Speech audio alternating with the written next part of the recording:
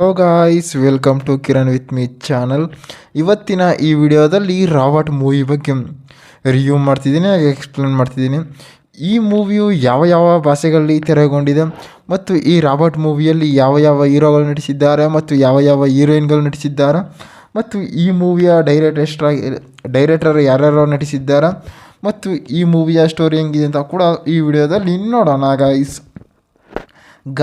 ಈ Robert ಮೂವಿಯಲ್ಲಿ challenging star Darshan ಅವರಾಗಿರ್ಬೋದು ಮತ್ತು ವಿನೋದ್ ಪ್ರಭಾಕರ್ ಅವರಾಗಿರ್ಬೋದು ಮತ್ತು ಶೋನಲ್ ಅವರಾಗಿರ್ಬೋದು ಈ ಮೂವಿಯಲ್ಲಿ ನಟಿಸಿದ್ದಾರೆ.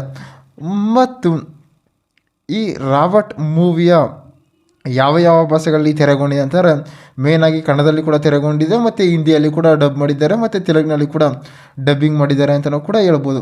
ಮತ್ತು ಈ ಮೂವಿಯು OTT ಆಗಿರ್ಬೋದು ಮತ್ತು ಹಲವಾರು ಪ್ಲ್ಯಾಟ್ಫಾರ್ಮಲ್ಲಾಗಿರ್ಬೋದು ಸದ್ದು ಮಾಡ್ತಿದೆ ಅಂತ ಕೂಡ ಹೇಳ್ಬೋದು. ಮತ್ತು ಈ ಮೂವಿಯ ಸ್ಟಾರ್ ರೇಟಿಂಗ್ ನೋಡೋದಾದರೆ ಸುಮಾರು 4.4 ಸ್ಟಾರ್ ರೇಟಿಂಗನ್ನು ಕೂಡ ಕೊಟ್ಟಿದ್ದಾರೆ. ಮತ್ತು ಚಾಲೆಂಜಿಂಗ್ ಸ್ಟಾರ್ ದರ್ಶನ್ ಅವರ ಬಹುನಿರೀಕ್ಷಿತ ಸಿನಿಮಾ ಇದಾಗಿದೆ. ಮತ್ತು ಈ ರಾಬರ್ಟ್ ಮೂವಿಯಲ್ಲಿ ಒಂದು ಡಬಲ್ ಆ್ಯಕ್ಟಿಂಗ್ ಅಂತ ಇರುತ್ತೆ ಗೈಸ್. ಅಂದರೆ ಒಬ್ಬ ಮನುಷ್ಯ ಯಾವ ರೀತಿ ಡಬಲ್ ಆ್ಯಕ್ಟಿಂಗ್ ಮಾಡ್ತಾನೆ ಅಂತ ಕೂಡ ಈ ಮೂವಿಯಲ್ಲಿ ತೋರಿಸಿದ್ದಾರೆ. ಮತ್ತು ಈ ಮೂವಿಯ ಡೈರೆಕ್ಟರ್ ಬಂದು ತರುಣ್ ಸುಧೀರ್ ಅವರು ಈ ಮೂವಿಯ ಡೈರೆಕ್ಟರಾಗಿ ನಿರ್ವಹಿಸಿದ್ದಾರೆ ಅಂತಲೂ ಕೂಡ ಹೇಳ್ಬೋದು. ಮತ್ತು ಈ ಮೂವಿಯ ಕಥೆ ನಿರ್ದೇಶಕ ಅವರಾಗಿರ್ಬೋದು, ಡೈರೆಕ್ಟರ್ ಆಗಿರ್ಬೋದು, ಈ ಮೂವಿಯಲ್ಲಿ ತರುಣ್ ಸುಧೀರ್ ಅವರು ಕೆಲಸವನ್ನು ಕೂಡ ಮಾಡಿದ್ದಾರೆ. ಮತ್ತು ಈ ರಾಬರ್ಟ್ ಮೂವಿಯ ಸ್ಟೋರಿ ನೋಡೋದಾದರೆ, ಸೋನಲ್ ಅವರು ವಿನೋದ್ ಪ್ರಭಾಕರ್ ಅವರನ್ನ ತುಂಬ ಇಷ್ಟಪಡ್ತಿರ್ತಾರೆ. ಅದು ದರ್ಶನ್ ಅವರಿಗೆ ಗೊತ್ತಿರೋದಿಲ್ಲ.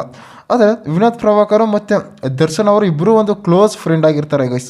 ಆ ಕ್ಲೋಸ್ ಫ್ರೆಂಡ್ ಆಗಿದ್ದಾಗ ಏನಾಗುತ್ತೆ ಅಂತಾರೆ, ಆ ವಿನೋದ್ ಪ್ರಭಾಕರ್ ಅವರು ಸೋನಲ್ನ ಇಷ್ಟಪಡ್ತಿದ್ದಾರೆ ಅಂತ ದರ್ಶನ್ ಅವ್ರಿಗೆ ಗೊತ್ತಾಗುತ್ತೆ. ಅವರಿಬ್ಬರನ್ನ ಕೂಡ ಕರ್ಕೊಬರ್ತಾರೆ. ಕರ್ಕೊಬಂದು ಏನು ಮಾಡ್ತಾರೆ, ಅವರಿಬ್ಬರು ಸೋನಲ್ ಅವ್ರ ಮನೆಗೆ ಹೋಗಿ ಹೆಣ್ಣನ್ನು ಕೂಡ ಕೇಳೋಕೆ ಹೋಗ್ತಾರೆ. ಅಲ್ಲಿ ಅವರ ಮನೆಯವರು ಕೂಡ ಒಪ್ಪೋದಿಲ್ಲ ಮತ್ತು ಇವರು ಹೋಗಿ ಮ್ಯಾರೇಜನ್ನು ಕೂಡ ಆಗ್ತಾರೆ.